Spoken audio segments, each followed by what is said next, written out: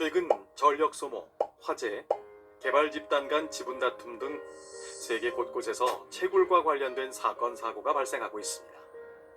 암호화폐, 일명 코인, 블록체인과 관련하여 뜨겁게 회자된 키워드가 바로 채굴인데요. 여기서 말하는 채굴이란 블록체인 참여자로서 정해진 규칙에 따른 검증 업무를 수행함으로써 암호화폐를 얻는 것인데요. 즉 채굴은 블록체인이 공공거래장부를 검증하는 방식으로 참여자가 공공거래장부 검증에 참여함으로써 보상으로 암호화폐를 받는 것입니다. 블록체인이 무엇인지 정확히 파악하기 위해서는 채굴에 대한 이해가 반드시 선행되어야 합니다.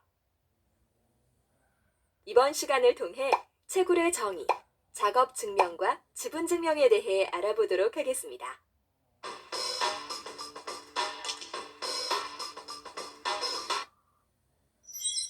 채굴은 암호화폐를 얻는 행위입니다.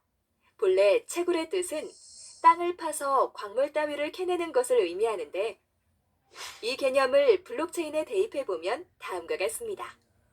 광물이 나오는 땅은 블록이고 광물은 암호화폐이며 땅을 파고 광물을 캐내는 도구는 컴퓨터 연산력이 됩니다. 채굴 원리를 살펴보면 우선 블록체인의 공공거래장부는 참여자들의 대조와 과반수의 보유 블록으로 거래 내역을 검증합니다. 즉, 참여자들이 거래가 일어날 때마다 해당 거래가 타당한지, 어떤 블록이 과반수가 가진 것과 같고 그렇지 않은 것인지 컴퓨터 연산력을 통해 검증에 참여하는 것입니다. 그래서 블록체인은 검증을 성공해냈을 때 암호화폐를 참여자들에게 보상하며 이것을 채굴 성공이라 할 수 있습니다. 주의할 점은 컴퓨터 연산력이라는 도구로 곡괭이질을 많이 했다 하더라도 다른 참여자가 많이 캐내었다면 나는 검증에 실패한 것이고 광물인 암호화폐가 나오지 않는다는 것인데요. 결국 블록체인에서 채굴이 하는 역할은 블록체인 네트워크의 입장에서 보면 참여자들이 컴퓨터 연산력을 할애해 공공거래장부에서 일어나는 거래들을 검증해주는 것입니다. 단순히 암호화폐를 얻는 행위 이상인 거죠. 블록체인에서의 검증이란 참여자들이 정해진 규칙대로 블록 내용을 확인하고 옳은 것을 합의하는 과정입니다. 그리고 프로토콜은 컴퓨터가 무언가를 주고받을 때 사용하는 규칙을 의미합니다. 블록체인의 채굴은 규칙대로 검증을 한 후 모든 노드가 확인되었음을 합의하면 검증이 완료되고 암호화폐가 발행되는 것입니다. 따라서 이를 합의 프로토콜이라고 합니다. 규칙의 묶음인 이런 합의 프로토콜은 당연히 어떤 규칙을 정해두는가에 따라 방식이 여러 가지가 있게 됩니다. 즉, 우리가 채굴을 통해 암호화폐를 얻는 방법이자 블록체인에서 컴퓨터 연산력이 블록을 검증하는 방식도 단일하지는 않습니다. 다음에는 합의 프로토콜의 종류에 대해 알아보기로 하겠습니다.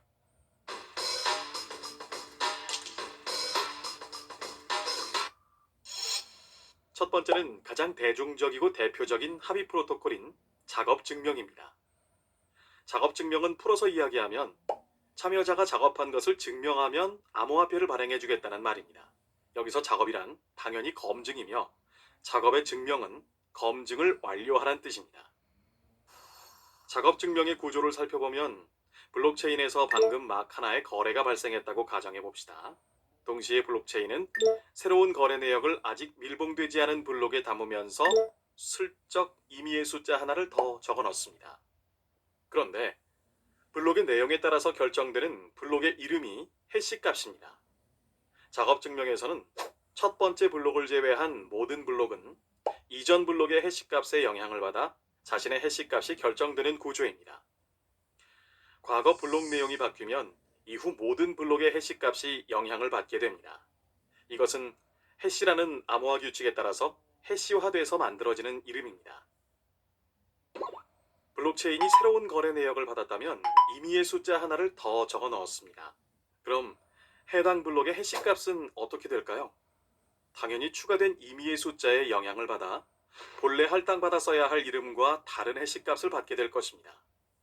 이렇게 이 블록은 임의의 숫자를 추가한 해시값을 갖습니다. 그리고 나서 다른 참여자들 모두에게 묻습니다. 방금 받은 신규 거래 내역에 어떤 숫자를 추가하면 나랑 같은 해시값이 나올까? 이렇게 퀴즈를 내는 것입니다. 당연히 참여자들은 각자 가진 컴퓨터 연산력을 총동원해서 받은 신규 거래 내역을 바탕으로 주어진 답이 나오려면 어떤 숫자를 입력해야 하는지 하나하나 대입하면서 해시화하기 시작합니다. 참여자들이 각자 받은 답안지 해시값과 같은 해시값이 나올 때까지 임의의 숫자를 대입하고 해시화하길 반복합니다. 만약 기존에 갖고 있는 거래 내역이 조금이라도 서로 다른 참여자들이라면 답안지 해시값을 얻기 위한 임의의 숫자가 다를 것이라고 상상할 수 있습니다. 즉, 과거 거래 내역에 따라서 내놓는 임의의 숫자가 다르게 되므로 검증이 되는 것입니다. 그리고 참여자 중 누군가 계속해서 새로운 숫자를 입력해 해시화하다가 답안지 해시값과 같은 해시값을 얻어냈습니다. 그러면 곧장 이 사실을 모두에게 알립니다. 퀴즈쇼에서 정답이라고 외치는 것과 같습니다. 정답을 외친 참여자로부터 임의의 숫자가 무엇인지 모두가 정보를 공유한 다음에는 참여자들은 제공받은 임의의 숫자를 입력을 넣고 해시값을 만들어 봅니다. 만약 누구도 거래 내역을 위변조한 경우가 없다면 모두 같은 해시값이 나와야 합니다. 만일 답안지 해시값과는 다른 해시값이 나왔다면 이것의 의미는 다음과 같습니다. 해시값은 거래 내역을 바탕으로 암호화했으니 이 사실만으로도 블록체인은 최소 두 종류 이상의 과거 거래 내역이 존재한다는 것을 알 수 있습니다. 다만 어느 쪽이 진짜인지를 처음 제공된 답안지로 결정하는 것이 아니라 다수결로 결정합니다. 이번에는 처음 제공된 임의의 숫자를 넣었을 때 참여자들의 과반수 이상이 같은 해시값을 내놓았습니다. 그러면 과반수에 속하지 않는 다른 답을 가진 참여자들의 블록은 과반수가 가진 블록으로 교체됩니다. 하지만 처음 제공받은 임의의 숫자로 과반수가 나오지 않은 경우에는 다시 새로운 임의의 숫자를 찾아갑니다. 이것을 반복하는 과정 중에 과반수가 갖고 있는 임의의 숫자가 등장하게 되면 과반수가 아닌 블록은 과반수의 것으로 교체되고 폐기됩니다.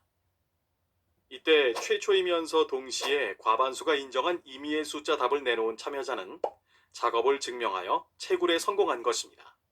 그럼 해당 참여자는 암호화폐를 발행받게 됩니다. 요약하자면 작업 증명은 검증 때마다 참여자들이 컴퓨터 연산력을 동원해서 임의의 숫자를 하나하나 대입해가며 해시값을 찾기 위해 계산하고 과반수가 가진 답을 내는 것입니다. 따라서 암호화폐를 얻으려면 당연히 빠르게 해시값을 찾아야 하며 이를 위해 수학 문제를 풀어야 하므로 컴퓨터 성능이 높으면 높을수록 암호화폐를 얻을 가능성은 높아지는 구조입니다. 여기서 암호화폐를 얻는 것은 해시 속도와 밀접하기 때문에 이런 성능을 일컬어 해시 파워라고 부릅니다. 해시를 반복하는 컴퓨터 연산력의 힘을 의미하며 해시 파워가 높으면 암호화폐를 발행받을 가능성이 높습니다. 그런데 작업 증명에서 참여자의 과반수라는 의미는 개인의 수가 아니라 해시 파워가 기준이 됩니다. 그러므로 블록체인이 가진 전체 해시 파워에서 내가 보유하고 있는 해시 파워의 비중이라는 개념으로 접근해야 하는 것입니다. 예를 들면 어떤 블록체인의 가입자의 수는 100만 명이고 전체 해시 파워는 100테라 해시 퍼 세컨드라고 가정해 봅시다. 이때 대부호 개인이 공장형으로 컴퓨터를 구축하여 해시 파워가 10테라 해시 퍼 세컨드를 가지게 되었다면 이 한 사람이 차지하는 점유율은 10%가 되는 것입니다. 그래서 참여자의 수보다는 정확하게 참여하는 하나의 지점이라는 의미의 노드 단위를 사용합니다. 하지만 이러한 작업 증명은 해시 파워의 경쟁 문제를 일으킨다는 단점을 가지고 있습니다. 높은 컴퓨터 성능이 암호화폐를 줄 가능성을 높이기 때문에 참여자들이 경쟁적으로 컴퓨터 성능을 높이게 된다는 뜻입니다. 수천 개의 컴퓨터를 연결하게 되면 더 많은 하드웨어가 소모되고 이로 인한 전력 낭비가 상당해지는 것입니다. 더불어 오로지 성능만을 위해서 다른 안전장치들을 제거해서 자체 발열이 감당되지 않아 화재가 발생하기도 하는 것입니다.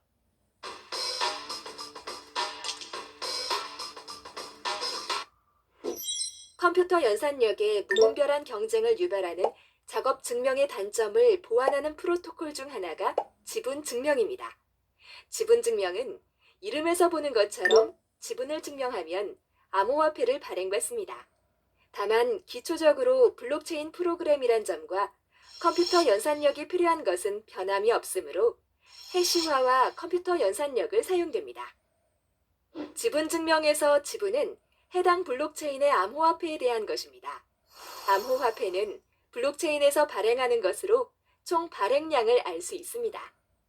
그러므로 만약 100만 개의 암호화폐가 발행된 곳에서 내가 1만 개의 암호화폐를 갖고 있다면 내 지분은 1%라고 말할 수 있습니다. 그럼 지분이 어떻게 작동하는지 그 원리를 살펴보겠습니다. 기본적으로 임의의 숫자 문제를 받고 해당 숫자 해시파워로 찾아 검증하는 것은 작업 증명과 같습니다. 그런데 지분 증명은 한 번의 검증에 모든 노드가 문제를 풀지 않고 각 노드의 지분을 기초로 확률적으로 문제를 풀 기회가 주어집니다. 예를 들어 각각 50%, 30%, 20%의 지분을 가진 노드 셋이 있다면 암호화폐 채굴 기회 자체인인 임의의 숫자 문제를 풀 기회를 받을 가능성이 각각 50%, 30%, 20%의 확률인 것입니다. 해당 기회에 선택되지 않는다면 다음 기회까지 기다려야 합니다.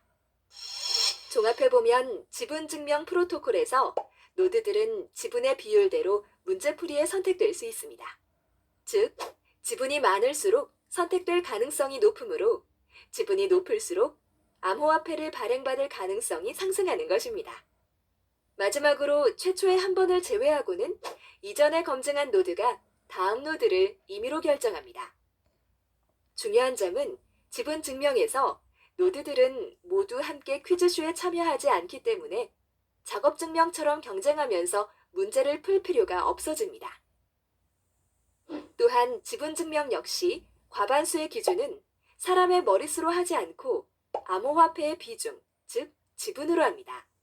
그런데 만약 서로 다른 과거 거래 내역을 가진 것이 발견되었다면 이때 노드들의 보유 암호화폐 총 비중이 과반수인 쪽의 블록이 진짜가 됩니다. 블록체인의 목적은 탈중앙화, 분산화입니다. 그러나 지분 증명은 보유한 암호화폐를 기준으로 판단받습니다. 따라서 블록체인에서의 검증뿐만 아니라 앞으로의 업데이트, 의사결정 등에서도 가진 자가 더 큰 영향을 미칠 수 있습니다. 즉, 과반수 또는 과반수에 가까울수록 큰 영향을 미치는 것입니다. 이외에도 기술적으로는 스테이크 그라인딩 어택 문제도 있습니다. 지분 증명은 이전 검증 절차가 종료될 때 다음 검증 절차에서 문제를 풀 참여자의 지분이 결정되기 때문에 이 부분을 조작해서 다음 문제를 풀 참여자 결정에 간섭하는 것이 가능해집니다. 지금까지 암호화폐를 얻는 채굴이자 검증하는 방식인 프로토콜, 작업 증명과 지분 증명에 대해서 알아보았습니다. 이 프로토콜들은 개별 블록체인에서 발전시켜 다양하게 응용할 수 있는데 그 대표적인 예가 위임 지분 증명입니다. 이 프로토콜은 지분 증명의 다른 응용 버전으로 볼 수 있는데 민주주의에서 익숙한